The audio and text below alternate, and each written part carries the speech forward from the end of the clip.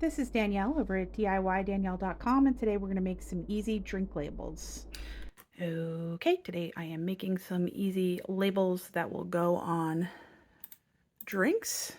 Already got the ball situated. Going to do this without the mat because they're going on Smart Sticker Cardstock. And you can see these are all the white, and we have light blue and we have dark blue. So we need one piece of each color. So this is good. We are going to go here. This is used with a pen, so you're going to need a pen as well. Connecting to the maker, we're going to choose our Smart Sticker Cardstock, or Smart Paper Sticker Cardstock. Remember the default settings. Put your pen in, and then we're going to load the materials in. Okay, so we loaded this in.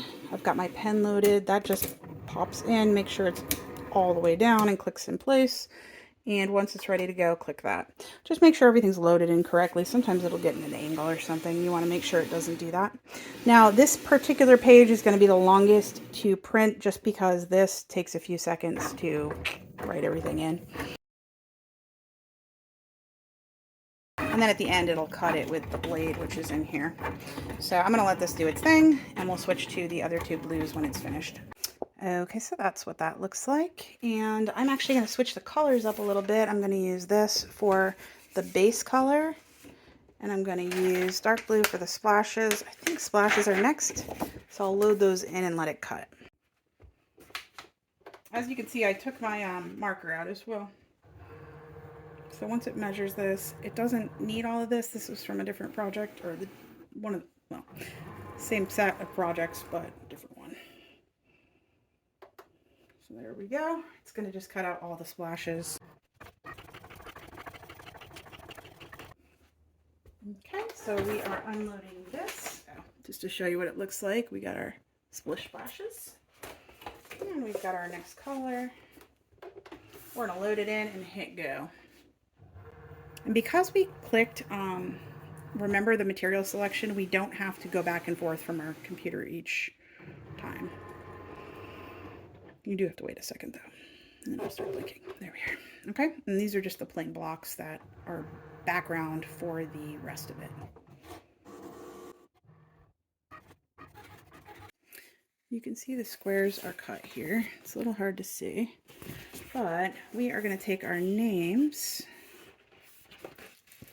and we peel our name off, and we're just going to put it wherever we want, really. We can put it to the left, to the right.